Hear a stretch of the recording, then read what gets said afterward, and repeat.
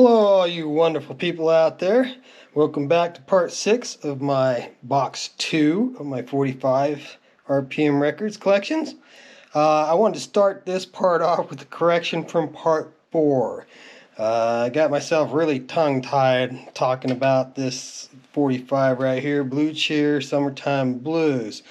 On the minor side, I said that I really prefer when they put this information on the label when I clearly meant to say the sleeve instead of on the label. And then I said that it took 2 weeks for it to reach its top position number 3, which clearly I meant to say 2 months.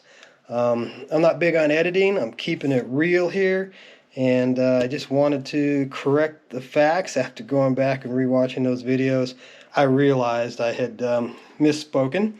And also on the back here, the most funny part of all, for anybody who knows the band, knows the song, I called them the Blue Mangoes instead of the Blue Magoos. Well, you know, these things are going to happen, and I'll try to correct them as we go along. But like I said, I'm keeping it real. I'm not editing these videos. These are one-shot things. Sometimes I start them over if I really mess up at the beginning, but not going to worry that much about it. But yeah, this one also too, while I was looking up the facts on it, it's really interesting how similar Deep Purple's Black Knight is to the riff on this song.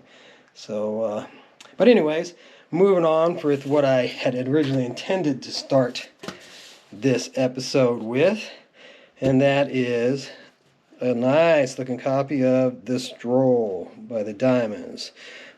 You may not recognize this one. It's from 1958, but it's an instrumental. Dun, dun, dun. They would dance, you know, kind of like down a line, and you hear it in a lot of movies. And I recall even seeing a scene or two of them dancing to this in a few movies. But this is a great shape, and it's a wonderful 45 to have. The back side of that, not a song I'm as familiar with, Little Darlin', also by the Diamonds. But, you know, we're going back a ways, a bit before my time even. I think that says 57, might say 59, but yeah, it certainly wasn't 1986 as the 45 states, so that's clearly a reissue. And then next up, we've got another one on the same label, but Mitch Ryder with Devil with the Blue Dress on, and Good Golly Miss Molly. So this is a twofer. You can see a fine line there. Maybe you can see it, maybe you can't, but I can here. And Devil with the Blue Dress followed by Good Golly Miss Molly. So I guess it's kind of like a medley thing. They run 2 songs together. So that's probably a remake. I don't think they did it originally. And the back side of that is Breakout. Mitch Ryder and the Detroit Wheels. So, next up, we've got another America. I think I might have covered this in my first box. This might be duplicate, but this is a back-to-back hits copy, and I think that one in the first box was an original. But anyways, Sister Golden Hair on side 1, and Lonely People on side 2. Then we've got a crazy band name here. The Crazy Elephant doing Gimme Gimme Good Lovin'. Hit number 4 in 1969 according to somebody's notes here. Obviously I bought this box as a box. There are some other discs in here that probably were not a part of the original purchase, but many of them were marked in this box, and they probably all came from the same individual. I didn't buy them individually. I paid a lump sum for the box. Don't know what it was. Don't remember when I got this one, but you know, I usually pretty quick to whip out 25 bucks for a box of 45s that have a few good looking titles in it. And Little Girl, this one says it hit number 6 in 1966 by the Syndicate of Sound. So this is another one I'm not going to mess up like I did on the Blue Cheer. You've got 2 different bands on a flashback 45. Crazy Elephant and Syndicate of Sound. So getting that one straight this time. And then this one was also covered in the first box. It's one that I run across a lot of copies, but this is a Carousel's copy of it, and it's probably, quite possibly, the original, Precious and Few by Climax. It's so hard to tell without actually doing a lot of investigation on each individual 45 that you get your hands on.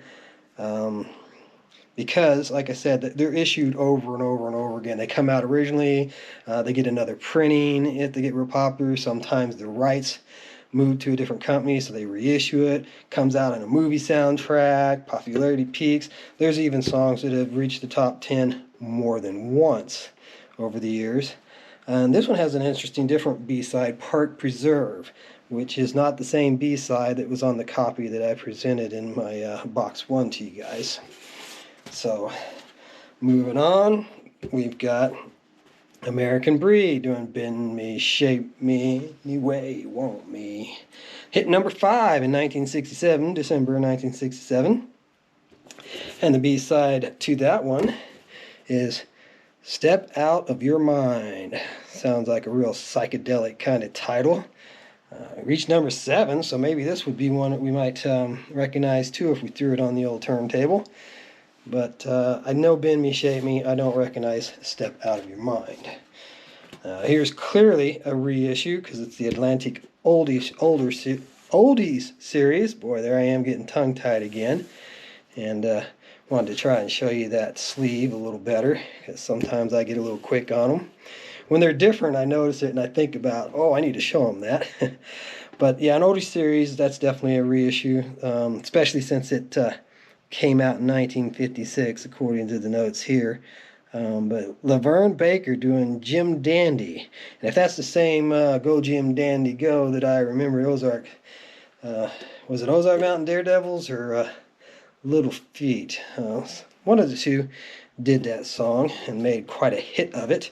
So I'm pretty sure theirs was a remake. So maybe this was the person who originally did it, but not sure because here they are doing C.C. Rider on the backside, and a lot of people have done that song, to include Elvis Presley in particular. I remember doing C.C. Rider. He played that song numerous times. But they're telling us here that it hit number 34 in 1963, and the other side says it hit number 17 in December of 56. So, moving on, got a different collectible sleeve than what I believe we've seen so far. Collector's Series 45s, yeah, collectors, and anytime it's a collectibles, or, you know, there's certain ones that you just know are reissues right out the gate the minute you see them. And I don't really care. If I can listen to the 45 and the song's original, it doesn't matter to me if I have an original print or a reissue. Sure, I'll pick them all up. That's why I pick up a lot of these more than one time. I'll know I have a copy and I'll pick it up again because the copy that I have an opportunity to purchase may be in better shape, maybe a different label, a different edition. So I don't hesitate to buy duplicates if the price is right. And here we got Treat Her Like a Lady by Cornelius Brothers and Sister Rose. I recognize that song. It says it hit number 3 in May of 71.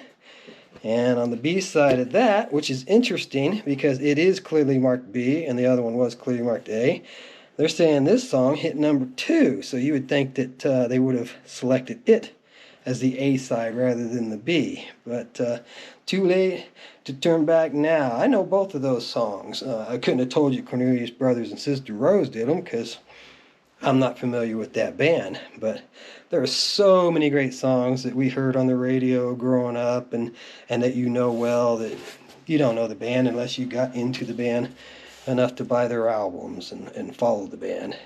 So here's a Columbia Hall of Fame with the Buckinghams doing Kind of a Drag.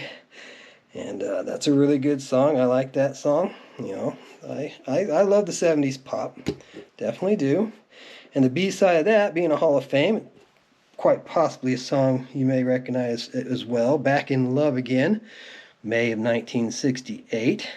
I do like it when they date things like that. That's really cool. but I don't recognize that one by title.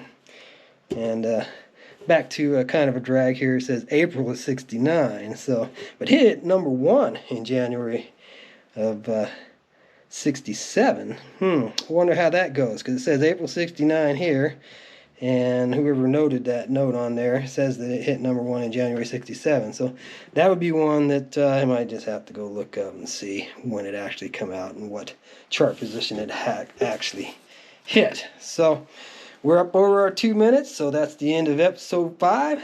We'll see you again, episode 6, excuse me. We'll see you again for part 7.